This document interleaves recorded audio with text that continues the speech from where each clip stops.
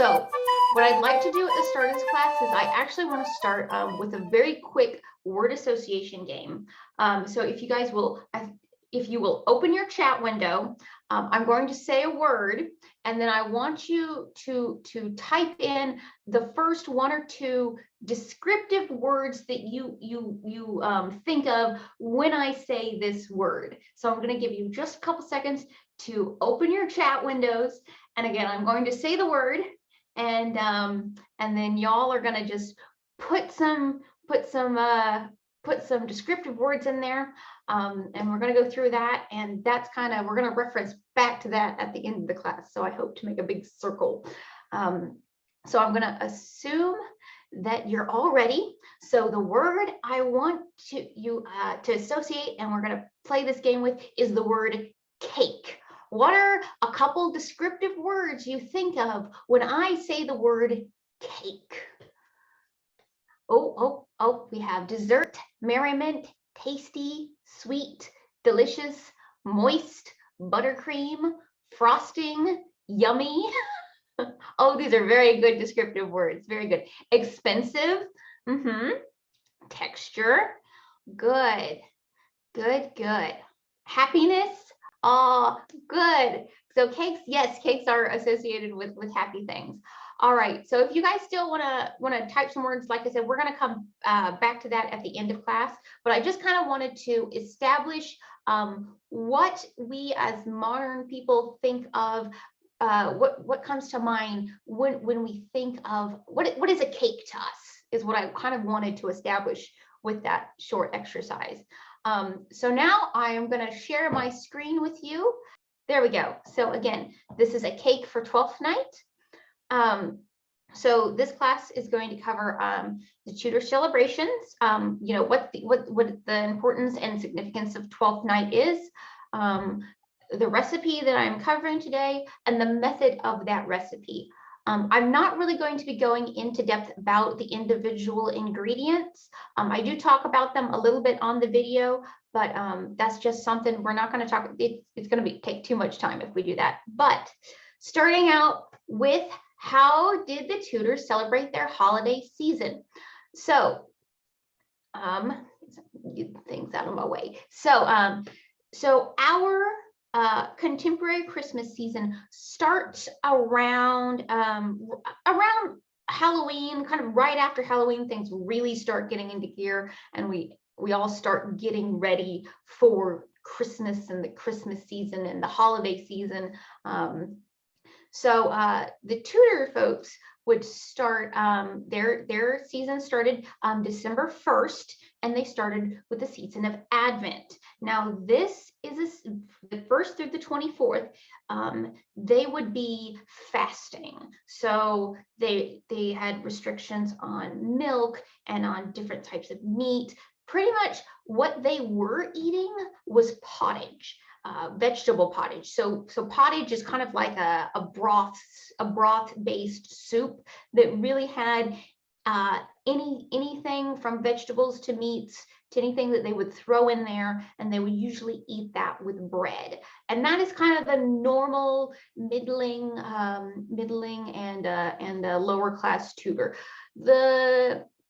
The higher class and the king would probably be eating a little more fancy, but if you ever want to go down a really big rabbit hole, check out the butter taxes during this era in time and in the medieval period. That is a rabbit hole that you can go down yourself. If you want to know what I'm talking about, you can email me. I'll send you the podcast. But anyways, so the 1st through the 24th is really kind of, it's not a fun food time for the average Tudor person. And once the 24th comes around, they can start decorating. And start getting ready for 12 nights of 12 nights and days of celebrating. So they're going to start decorating. One thing that I found really fascinating was the women would weave the holly in their spindles so that they could not even spin during this time period, because this is actually a period of rest, unless you're working in the kitchen. If you're working in the kitchen, it's just another period of work. And this comes over to today, where the holiday season, for those of us who work in the culinary and hospitality field, it's a very busy season for us.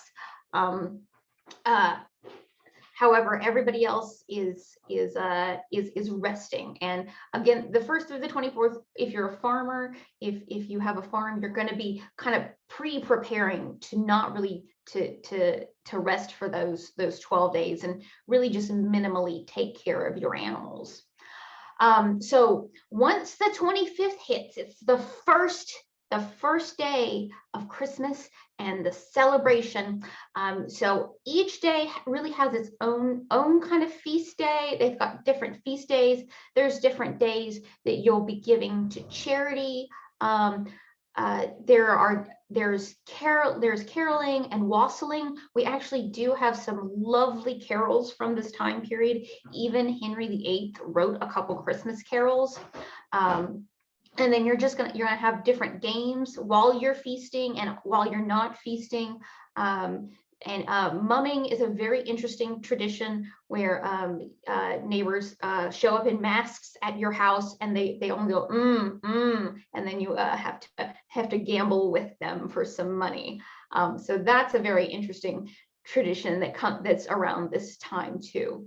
One of the other fun traditions that actually has to do with the 12th night cake is something that is called a role reversal. So in the monasteries, what they would actually do is they would have the boys that they are training to become monks. They would actually pick one of the boys to be bishop for the day, and then he would kind of get to give orders and pretend to be a bishop for a day. In castles, usually one of the servants or the vassals of the Lord would be able to take on the Lord's role for the day, or for half a day or a time period, and kind of, so that was something fun that they did in the time period. Also, there's also depending on what class you are, I found kind of depends on how you celebrate. Two of my main sources for this, just because it's fun to observe, there's two really good documentaries out there right now. One of them is Tudor Monastery Farm with Ruth Goodwill. Her and her team live on this Tudor farm as the Tudors would for a period of time, and they go through the Christmas season, and it's really fun to watch because they really get into these fun traditions. The other documentary that's good that's out there right now is Lucy Worsley's 12 Days of Christmas.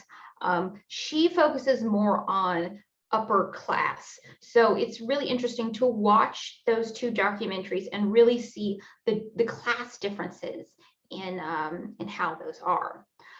So moving along to the actual cake that we'll be talking about.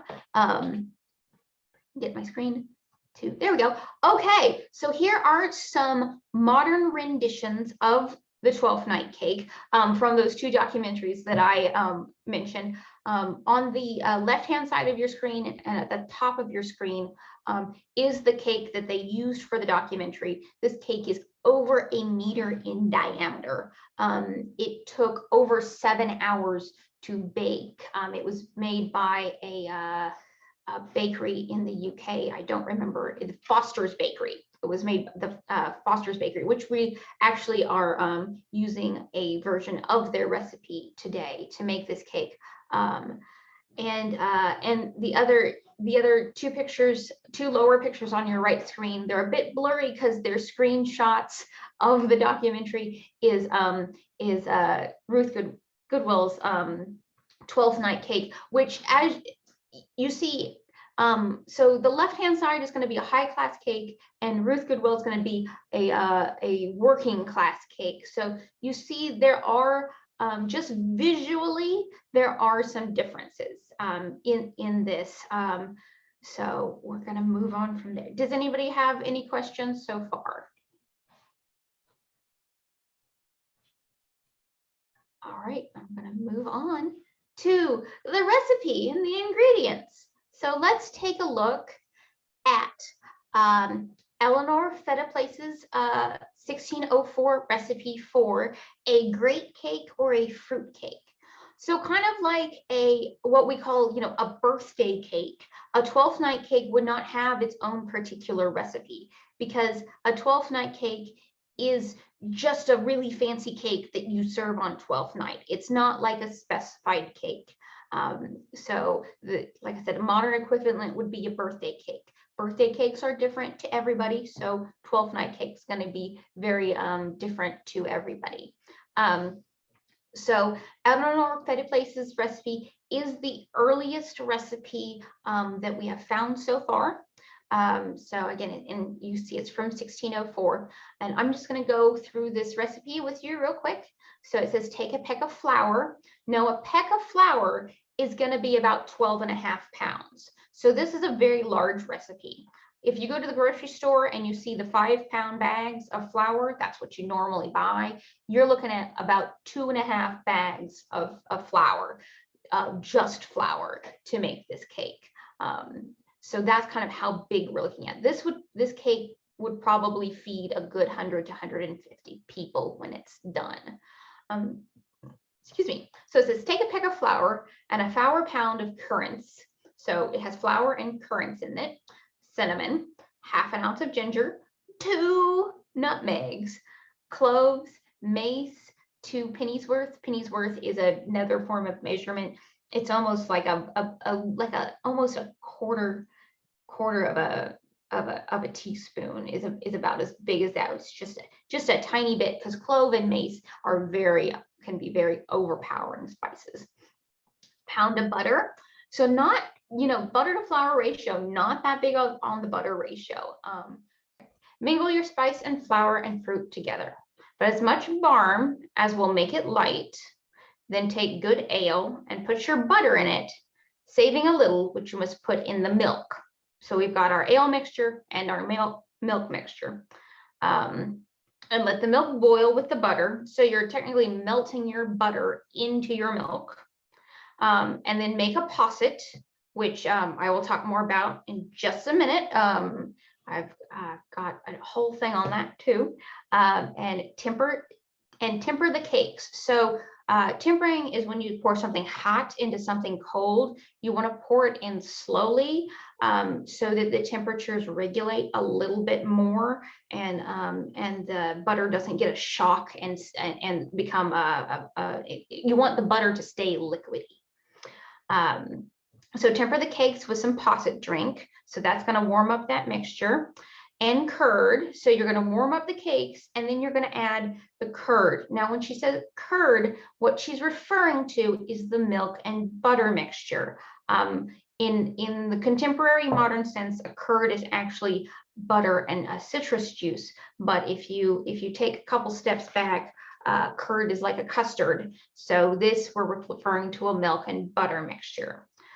So you're going to do the drink and the curd, and you're going to mix that all together and put some sugar in and then bake it. So this is the 1604 recipe. And so what we've done, or what I've done is, and Foster's Bakery has taken this recipe and we have made it into a modern day recipe. So there are 2 steps to this recipe. The first step is to make the posset. So this is going to be your milk and your ale, and then part of your butter. And then we're going to go ahead and add the sugar here, because what we're going to end up doing, because if you can get a hold of barm, that's great. But the average person cannot, it's not a thing that's readily available to us. I'm using commercial yeast for this, as you will see in the video. So we are replicating that barm mixture with the yeast and the sugar, because we're gonna feed the yeast sugar, and the yeast is going to eat the sugar, and it's going to produce CO2, and it's going to produce all those bubbles, and that's what leavens our bread. So that's step one. And then step two, the cake, we're going to have our flour and our fruits and nuts. And then we're going to add in cinnamon, ginger, nutmeg, clove or mace, or clove and mace. And this mixture, your nuts and your spices are really whatever you want to do. This is what I did. What I was kind of thought about when I was doing this is, what do I have on hand? The only thing I ended up buying was an orange for the orange peel, because I wanted that nice citrus taste. But I used fruits and nuts that I had already had, just kind of in the spirit of this cake of, this is really, so we've gone from a time of eating lean to 12 days of celebrating and eating as much as we can. So after this, we're going to go back into the lean times until we start harvesting those spring vegetables and things. So this is really kind of like the last hoorah cake. But because it happens on the 12th, what you're doing is you're actually using what's left in really your larder to put into these cakes. So whatever dried fruit is left over from your 12th night hoard and nuts, you're going to be putting into this cake. And then we're also going to put some more butter into this. So does anybody have any questions on the recipe? You are going to watch how it's made in the video, but does anybody have any questions on the recipe itself? I have one, which is this the full size that was in the original? My grams. Oh, no grams. This makes, there's pictures at the end. This makes like a single, it's either one large-ish, kind of like a 10-inch, 8 to 10-inch cake, or I did 4 small cakes. So I did like 4, I think there were 4 or 5-inch cakes. So this is pared down very much from the original recipe. Okay, thank you. You're welcome. Anyone else? And that was a very good question to ask. Thank you. Because yes, when you're not used to working with grams, it can be a bit different. All right, so we're going to move on to the method, and I'm gonna open my video, and I'm gonna roll video here.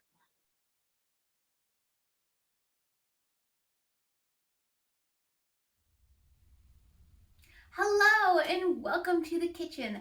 I'm sure you're all ready to see how we make our 12th night cake, so let's get started. All right, so we've got all our ingredients ready to make the posset. I've got my butter melted, and I'm going to add the milk and the ale and the sugar to that. And then once that's warm and cooled down to about 100 degrees, then we're going to add our yeast. So let's start with our ale. This is called a nut brown ale by Samuel Smith. And then our milk. So there we go. So I'm going to take this over to the stove and get it all warmed up. Oh, and our sugar. Can't forget our sugar. Oh. Sugar. So I'm going to take this over to the stove, get it all warmed up, and then we'll add our yeast in. All right, so we are all warmed up. Now 100 degrees isn't really that hot. It's just a little warmer than body temperature. So if you stick your finger in there, it's gonna feel warm, but it's not gonna feel too hot. Almost just like kind of like you're warming up a bath for a baby. So this is cake yeast or fresh yeast. And if you've never used this before, it's kind of spongy feeling. So what you're going to do is you're just going to crumble this up. And it's just going to crumble really nicely there. And we're going to crumble that up and add that into our liquids. And it's going to eat that sugar. It's going to get all happy. It's going to develop some really nice flavor. Now this cake yeast was about, I believe, 17 grams, so which is not quite enough. So I've actually got a wild yeast starter, a sourdough starter that was started in October. So, and as you can tell by all the bubbles, he's really healthy, really happy. He got fed about 2 days ago. I brought him out of the refrigerator to temp up. So I'm just going to take a pinch of him off. I can get my hand really close to the camera there.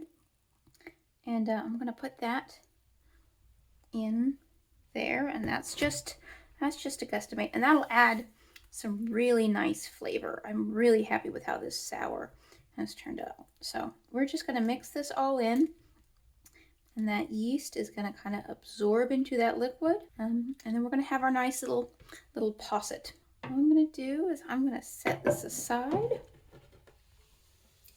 and I'm going to cover this with a cloth, and it's going to sit there for about an hour. All right, so for our dried fruits, we're going to be using raisins, currants, and dates. I'm also going to be adding in some orange peel. I'm going to be chopping some nuts. So how we are going to do our orange peel is, if you have a zester, you can use your zester. But I want it to be a little bit chunkier. So I'm actually going to just cut off that zest, grab out my larger knife, I'm gonna chop that up to smaller pieces.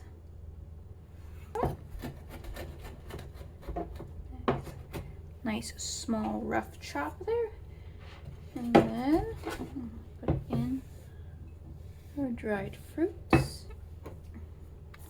I'm gonna take about a handful of almonds, and again I'm just going to rough chop those up.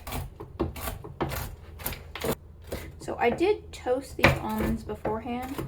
I just like the flavor better of toasted nuts before they go into any type of baked good, rather than putting a raw nut in there. Again, they just add a little better flavor.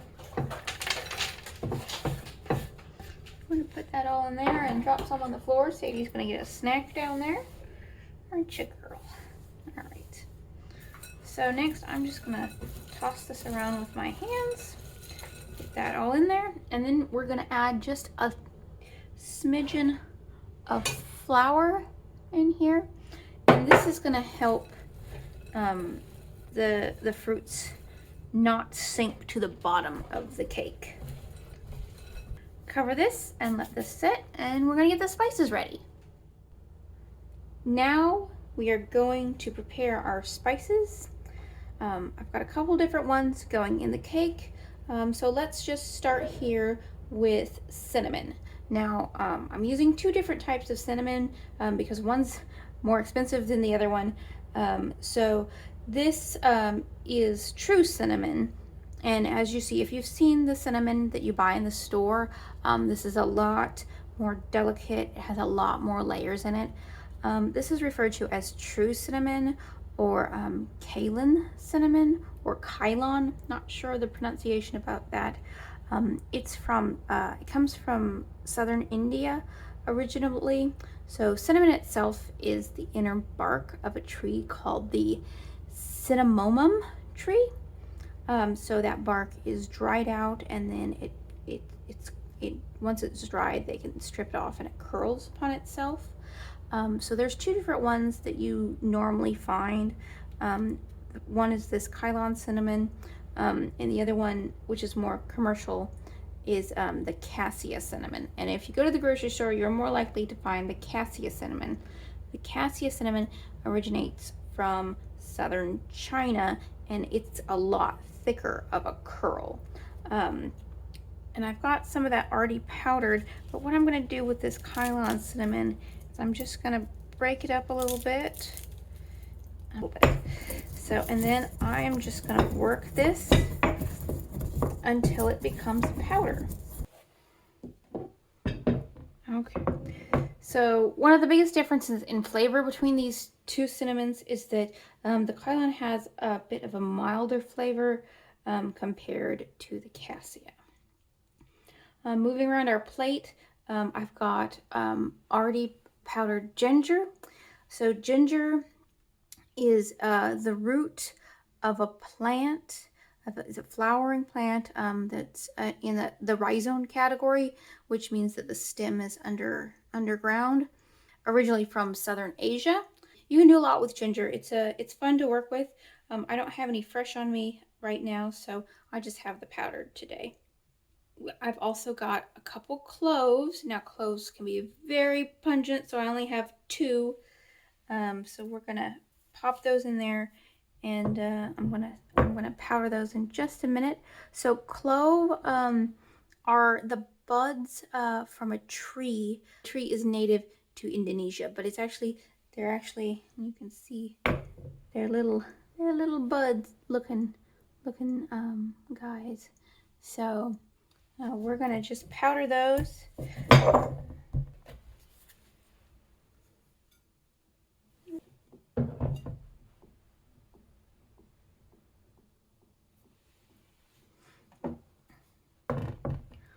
All right. So next, we're going to talk about nutmeg and mace. So nutmeg is a nut. It comes from a tropical evergreen plant native to Indonesia, and it's a bit like the black walnuts that we have around here in Kentucky, where it's got this green shell that's around it from the tree. And they have to crack that open. And what they find is this nut, but the nut is covered in, it looks like this thick red vein all around the nut. And that is referred to as mace.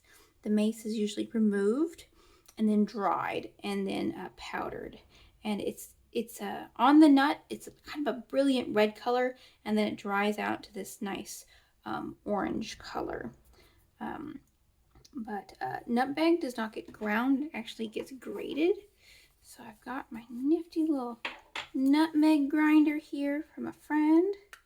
Nutmeg can be one of those spices that's pretty potent, so you want to be careful how much you use, especially fresh. But I wanted to show you the inside. Always looks really cool because they're all they've got different kinds of browns in them, and they can be really pretty. I'm just gonna grate just a little bit more. So it's gonna have, I might not use all of that nutmeg, but I've got some nice fresh ground nutmeg. Now I'm gonna put this back in there. The last thing we have is one of my newer favorite finds that I've been trying to find lots of uses for lately. These are called grains of paradise. Now they're actually a seed. They're not for a ginger plant, but they're to a plant that's in the ginger family, so another rhizome plant, and they are native to the west coast of Africa, and they've kind of compared to pepper. They've got a nice floral smell to them, and when you crack them open like peppercorns, they've got a white inside, and I've been having a lot of fun with these lately, so we're just gonna powder these also. Let's see if I can't get. So you see that nice white inside that you're gonna get. All right, to review our spices, we've got true cinnamon, we've got cassia cinnamon, we've got ginger, mace, nutmeg, clove, and grains of paradise. Now, all right, so here we are. Our posset is all ready to go into our other ingredients. See how it's got all of those nice air bubbles in it, and that yeast in there is so nice and happy. So, and it's even, yeah, you can even see it form bubbles as if we stir it up a little bit. So that is a very good sign. All right, so what we're gonna do now, so I've got my flour. I'm gonna pop my spices into my flour. And we're gonna give those a good stir. just to get them all combined in there. Then we're going to take our butter. Now this is salted butter. If you don't have salted butter, that's okay. Just add about a teaspoon of salt to it, kind of depending on how salty you like your taste. So we're just gonna pop that in there and toss that around. So now what we're gonna do is we're gonna create, and this is a modern term, so we're gonna create flake. So we are going to cover all of this fat, this butter, in flour. If you've ever made biscuits before or scones, this is how you make biscuits and scones. And what I'm doing is I'm just rubbing the butter between my fingers and coating it. And we're going to go to a mealy texture. So right now you can see that the flakes, there's kind of some big chunks in there.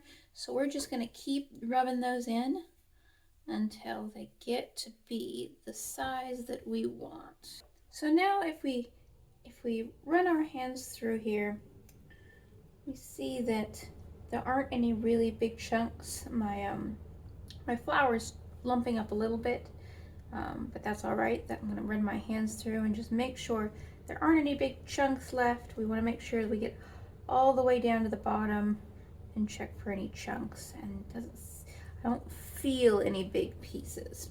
So now what I'm going to do is I'm going to make a little well in the center of my bowl here, and I'm going to add in my posset to the center. Woo! I'm going to make sure I get all that in there. All right. And then I'm just going to start mixing it. Oh, that posset's nice and warm. That's good. Yeast likes warmth. It doesn't like heat. It will die at about 110 degrees, but it really likes temperature that's warm, about 100 to 105 degrees is what it really likes. So we're just gonna smoosh this in here, mix it around. I'm not really gonna knead it.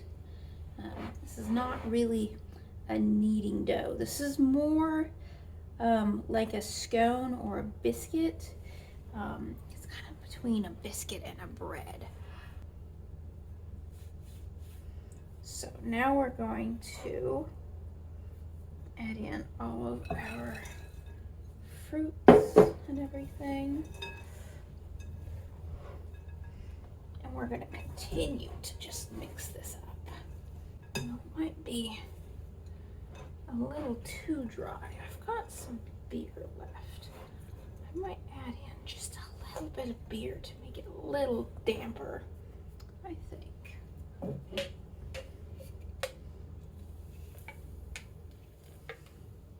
I'll also add in maybe a little touch of milk, but we'll see how that goes. Okay. I'm going to show you. Make sure I'm centered up here. So if I open this up, see how it's really nice in the center? That's what we want. Relax. All right. So I'm just going to push it down into this bowl now. There we go. Now I'm going to go dampen this cloth, cover this bowl, and we're going to let it set for an hour. And then after an hour, we're going to mix it a little bit more, and then we're going to let it set for 12 hours. So I will see you in an hour.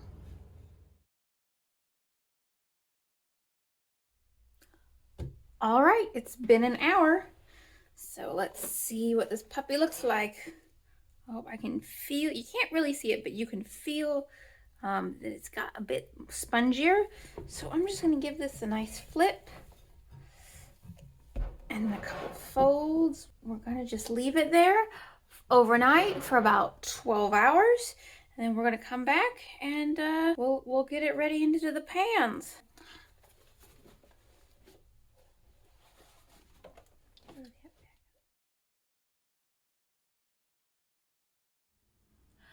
Good morning, everyone. It is the first day of Christmas, and the first present we're going to unwrap is we're going to see how our 12th night cake is doing. It's been not quite 12 hours, but I wanted to take a look and see what it looks like. So let's look at this guy down here. All right, so it's not quite doubled in size. And I want to look at the bottom to see if I can see any air holes. You can kind of see a little bit, but not much. But he does have a nice spongy feeling to him. Oh yeah, there's some air holes in there. So we're gonna let him set for about another hour, and then I'm gonna portion him out into, we'll make small cakes. So I'm gonna portion him out to small cakes, and we're gonna let those set for another hour, and then we'll bake it off. So I'll see you in a little bit. All right, it's been an hour, and so gotta look at our cakes. So what you didn't see is portioning these into the containers, which you don't need to see. So I've got my little cakes ready to go in the oven. The oven is preheated to 400 degrees. I'm actually going to be baking them at either 300 or 325. I want to start at 325 and see how they go from there. Because my cakes are smaller, I'm hoping that they will only take about 30 to 45 minutes to bake. I'm not sure. We're going to find out. The really large over a meter cake that they made for Lucy Worsley's 12th Night special took over 7 hours to bake. And nobody got time for that. So what I'm kind of doing with the oven is something that a friend told me about a few years ago. He said that his mother would heat her oven to like 500 degrees, get as hot as she can, and then she'd pop her baked good in and then turn it down to the temperature she wanted to bake at. I think that has to do something with the losing of the heat. So every time you open your oven door, you're losing heat from that oven. Depending on how long you keep that door open depends on how much heat you lose. So we're probably going to take a look at Tudor ovens later in this class. But remember, so a Tudor oven is a big clay structure that they've heated with a fire and then raked out the coals, and it's kind of kept, and then they're trying to just encase as much of that heat as they can. So that's what we're attempting to replicate, and that's what we're going to try today. So here we go. We're going to go into the oven.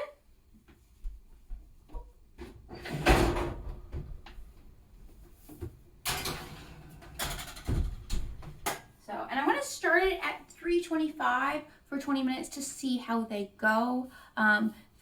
The biggest thing, especially if you're going to make a really large 12th night cake, you want to make sure that outside is not going to get too brown. So you really want to keep an eye on that. It is a very dense, it's going to be a very dense cake, a very dense dough. So that middle is going to take a little extra time to bake. So if you are baking a large 12th night cake, one thing that you might want to do is keep watching it. If it starts to get too brown, put some foil over it. Now, while that is in the oven, we are going to prep our rose syrup. The flavor of rose is not really much of a modern flavor that we use, but the Tudors loved it. So I'm going to go for a very light rose syrup here today. So I'm going to we're going to try this angle this morning. So I've got, let's switch you away from the shelf. There we go. We're getting there. All right, this is all experiment, isn't it? All right, so I have filled my tea strainer up some organic rose petals that are food quality to use. And they're very fragrant. So I've got that in my tea strainer in a jar. Just gonna pour some hot water over that. Woo! And try not to get it all over. So, and I'm not using very many rose petals. Like I said, I just want a light flavor on this. Not too strong. We do want it to be, that balance between getting the period flavor and the modern palette can be challenging. So, So I'm gonna let this set, and we're gonna let that bake, and we're gonna go from there. After this steeps for a while, I'm just gonna add in some sugar to give it a little sweetness, a little preservative in there. So I will see you in a little bit when the cakes come out of the oven.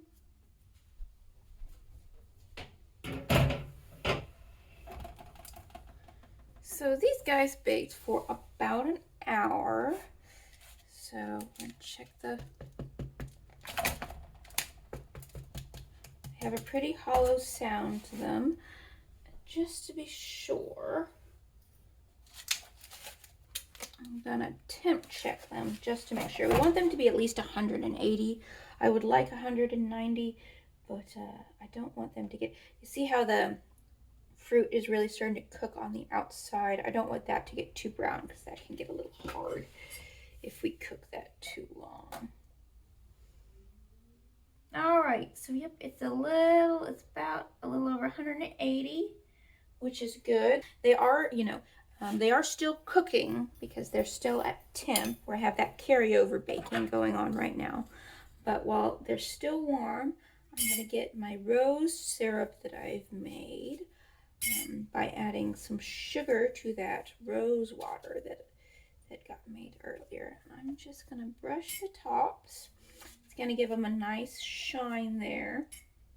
They really didn't brown up as much as I expected them to, but then again, there is not a whole lot of sugar in these, so I'm not surprised by that. I'm gonna let these cool off, and I will try some. All right, happy Christmas. Says, while I get my PowerPoint back up here, does anyone have questions on the process method of doing this? Oh, I see a question in the chat from Christine. It says, can you use food grade rose water? It's already made. Yes, you can. I just wanted to make my own for the fun of it. And you can use pretty much any type of sugar syrup that you want to on it. I wanted to do something Tudor, so I used the rose water. Eleanor asks, how long does the type of yeast you use last in the fridge? Was that wild caught? So this cube of yeast was fresh cake yeast. It will last if it's not very readily found. I just happened to have found it at the Kroger in Harrodsburg, Kentucky. They just happen to carry it regularly. So I picked some up there. It will last, you got to be careful with that one. You can't freeze that one, but it'll last about from 2 weeks to a month in your fridge. If it starts to get, it's a pretty hard sponge. So if it starts getting soft, then it's starting to go bad if you're using cake yeast. The other yeast, okay, cool. Yeah, and the other yeast I used was a wild caught yeast. Like I said, that one's been going since October, and that is to the point where we were feeding it 2 to 3 times a week. Now we're down to feeding it just once a week. All right, I'm continue to ask questions if you want. I am going to go back to the PowerPoint and just bring up the review of the method. So again, this is a really good time. I just wanted to put this slide up because this is all the things we did and some notes on it. This is all if you've downloaded the handout, all of the steps are in the handout. Oh, and I forgot to put the time. The full bake time on mine was about an hour and 10 minutes, and it's just gonna vary from person to person. Jordan asked, what does aluminum foil do to stop browning? So when you put a cake in the fridge, in the oven, there is hot air in there, and some of them, they have hot moving air. So the outside is the first contact with that hot air. You're cooking from the outside in. So what the aluminum foil does, it kind of puts a little bit of a barrier between that heat and the outside of your cake. So the outside of your cake is no longer receiving the brunt of the heat. Awesome. Great. Any more questions on the method on the video? All right. Oh, I think I had another one coming up. We'll see. Okay. I just put that over there so I can see it. All right. So moving along, I took some pictures of the finished cake, the outsides and the insides. So over on your right is what you saw in the video. Those are the little cakes. Over on the far left is, I totally took one of those cakes and just tore it open, and you can see on the inside how it looks and feels very much like it's very similar to a brioche or an enriched fruit bread. So the fruit is going to help make it more dense, and but it does have it's dense, but it's soft dense. It reminds me of kind of like a cinnamon roll dough is what it kind of reminds me of.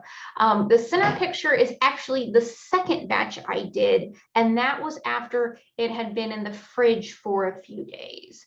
So you can still see how it's got some air holes in it. I reheated it and it did dry out a little bit. It's not very moist to begin with, but it will dry out a little bit with reheating. Oh, I went one too far. Come here. There we go. And now the bonus part of, oh, actually, before I go here, does anybody else have any questions on the method of cooking or the cake itself? Actually, I said I'm going to go back. We're gonna go back to the beginning. Remember, I'm going to bring up my chat box here so I can see. So remember in the beginning when I asked you to describe a cake, I had great descriptions like the textures and deliciousness. I believe there was one that says light. So what I wanted to do was establish a contemporary what we think of cake. So this cake, I gave it to a couple friends and I asked them for descriptive words about this cake. And the things I got was the descriptive words I got was things like bready. It's like a bread. It's dense, but it's, but they did enjoy the taste. It's got a very good flavor to it, but it's not what we as modern people think of as a cake. We think of cakes as these light, fluffy, delicate, sugary goodness. And this is, I think to a Tudor, this would be something, yes, it would be a very nice treat. It's got sugar and it's got dried fruits and it's got spices. It's got all these expensive things.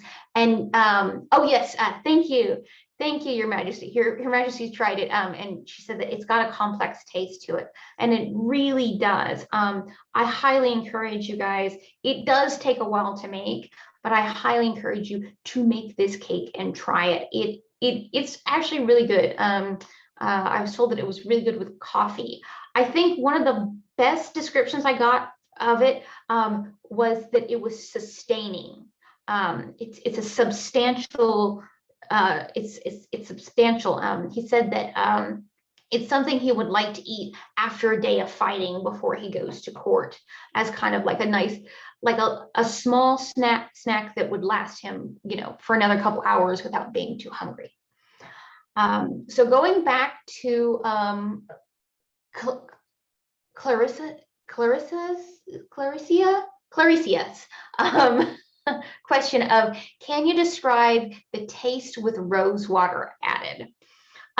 So if you ever have had rose water, it's like, if you've ever smelled roses, it's like the smell of roses in your mouth. Some people, it's not a taste we're used to with our modern palate. It's got a little bit of a sweet taste to it, so I can understand why the Tudors liked this flavor so much. It doesn't really change the taste of the cake much because it didn't really end up soaking into the cake. The crust on it is again very much like a bread crust, so it's a tougher, not really a crispy crust, but it is a tougher crust on it than what we would think of a regular cake crust, where if you put a sugar syrup on it, it's going to soak into the cake. But it really just kind of sat on top of that cake and just really added to the complexity of the taste, because you could really, that's the cinnamon and the nutmeg came out really, really good. And with the nuts and the fruit, the citrus came out really good. So it was more of an additive flavor.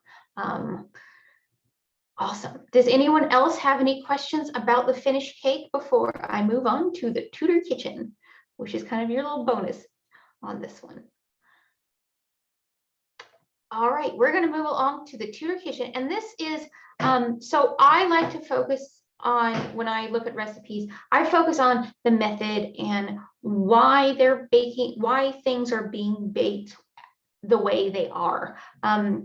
In the mundane world, I am a head baker at a restaurant, so I'm dealing with a lot of these methods the same way, and it gets me really excited when I find methods that were used hundreds and hundreds of years ago that we're still using almost exactly the same way that we're using today. The equipment might be a little different, you know, but really, you know, sugar's going to caramelize at the same temperature, and eggs are going to bake at the same temperature, and meat's going to brown at the same temperature. It's all chemistry and it's all science, and it's hard to change. Like I said, the tools change, but really the basic methods of what you're doing doesn't. So we're going to take a look at the Tudor kitchen. These are two different types of Tudor kitchens. The first, the one at the top is from Mary Arden's farm at Stratford-upon-Avon. Mary Arden was Shakespeare's mother. And then the kitchen at the bottom is at the Wilson Downing Museum, which is one of my favorite places. It's on my bucket list of places to go. But as you see, they're both fairly different kitchens. Unfortunately, the hearth in the top one is covered by the work table, but they're both similar, as in they both have this hearth space located near the floor where you're going to be doing a lot of, you know, this is where you would heat up your posset at. This is where you would be heating your milk and things. And then you cannot see the oven in the Mary Avon's farm, but you can in the Wilson Downing Museum, which is on the left, which is one of those beautiful clay ovens. If you want to see a little more of this bottom kitchen, again, I'm going to shout out Lucy Worsley has a really great documentary series. It's called If Walls Could Talk, and she goes through the 4 different main rooms of the house. And for the kitchen, there's a section where she goes to the Tudor kitchen at Wilson at the museum, and they bake bread, but there is a faggot of wood sitting right beside that that oven. And in the documentary, she lights the faggot of wood from the little fireplace on the floor, and they stick it in that oven to start getting that oven heated up. And it's really amazing to watch. And someday I will do that. So that's kind of a glimpse at the Tudor kitchen. Another thing that I like to show everybody, I found this online, I think it's a real museum, but they have this beautiful online collection. It's a museum in the Netherlands called Boojmans. And they have this wonderful collection of 14th, 15th, 16th through 18th century items, everyday items, and they have a beautiful kitchen collection. So I just wanted to show you a couple things that would be just so you can get a feel for for the period and for what people will be using in this period. I love the spice chest in this because spices were, this is the period of the trade and the spice road and the silk trail and all that good stuff. So your spices are very precious because they're coming from very, very far away. And if you're in the king's household or nobility, maybe you're a little loosey-goosey with your spices. But if you're at a farm like the Tudor monastery farm, or in that middling trade class, or even lower class, if you got a hold of some cinnamon, that is a precious commodity right there. Excuse me. So yeah, so those are some really beautiful examples of what your kitchen items would look like in the Tudor period. So this really, does anybody have any more questions? Because this really concludes my lecture and the class and everything. I've just put up some fun links. Again, I referenced Tudor Monastery Farm at Christmas, and is the Ruth Goodman documentary. If Walls Could Talk was where you can watch them working in the Wilson Downing kitchen. Foster's Bakery did the recipe for. I actually emailed them and got the recipe directly from them. They're very nice people, and I was very excited to hear back from them. But I believe it was one of their managers redacted that recipe, and I actually took that redaction and made a couple tweaks to it to make it my own. Okay, Christina's asking, will this PowerPoint be available anywhere? So what you can do, so this video will go on eRum. If you would like, oh look, okay, I will send Master Andreas a copy of my PowerPoint, and he can put it on the Google Drive for you. There's your answer. Thank you. Awesome. Yay. All right, so I'm going to stop sharing my screen and they can see your faces. All right, so again, does anyone have any more questions about this wonderful cake? Yeah. Oh, how did they? Okay, I know there was a question earlier about how did they manage to cook the large cakes? So I think it just depends. In period, it probably just depended on your oven, and it was probably took. If you go look at the okay, I totally forgot what it's called. What's the big castle? Hampton Court Palace. If you look in like kitchens like Hampton Court Palace and where they're making the large cakes, it's like ritzy. Like they've got their own section where they just do sweets. So I'm sure they would either in period, they probably either had an oven that was big enough, because especially if you think of places like Hampton Court Palace, they're probably daily producing hundreds of loaves of bread for not only the nobility, but also for all of the staff members. So they have a massive amount of food going through there. So they are really, and I always reference them because they're really the industrial kitchen of the Tudor age. And someday I will go there and get to see it. The plague happened. I didn't get to see it a couple years ago. Anyway, but let me go back and I'll re-screen share if my mouse will work. Ruth, I'll go back to my slide with Ruth in it. There it is. Okay, so let me re-screen share this one slide with you again. So we're looking at the right side of our screen at the bottom two pictures. What Ruth is holding is really probably what size you're going to find in most households. And they're not eating like a giant piece of this cake. They're actually passing this cake around and tearing off a little bit, which brings me to the one thing I forgot to mention about this cake. This cake would have been baked, most likely, not always, with a bean inside. So kind of like how the Mardi Gras tradition of the king cake, and you've got the baby in the cake or a bean, and whoever gets that has good luck for the next year. So what they would do is they would put a bean or a pea in the cake. And if you got the bean or the pea, you were either usually the pea was for the women, but you were the king of Christmas, or the queen of the pea, or the king of the bean. There were several different terms.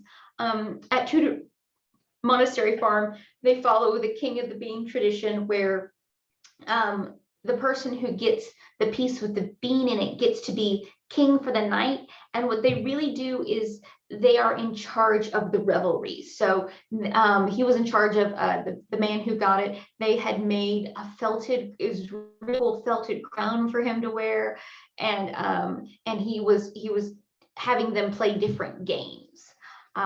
So that's what I forgot to mention. But Ruth Goodman's cake is going to be your average size cake. And somebody oh, okay. Thank you. Christine posted a link or download to kitchen.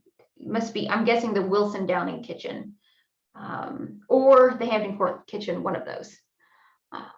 So yeah.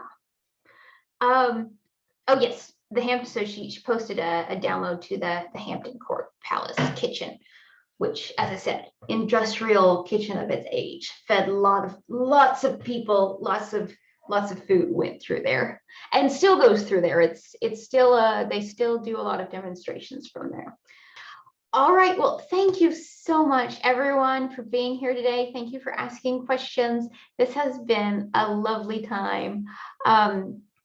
So I will be teaching my next class at RUM.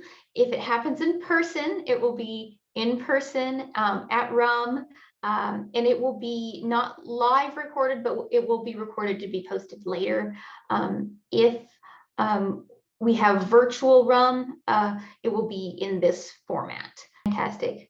I'm asking, what am I making next? So the next class is going to be on it's a Roman fried bread. So with these classes, I'm actually doing, I wanted to do different cultures. So we're kind of late period Tudor, and then we're going to go take our time machine, and we're going to go really, not really early period, but we're going to go to the Roman era, and we're going to take a look at, it is a pan fried bread, and I will also be talking about the Vestal Virgins and the bread. And if you want to know why those two go together, you will have to come to the class. Awesome. And thank you all again. This is so much fun. Bye.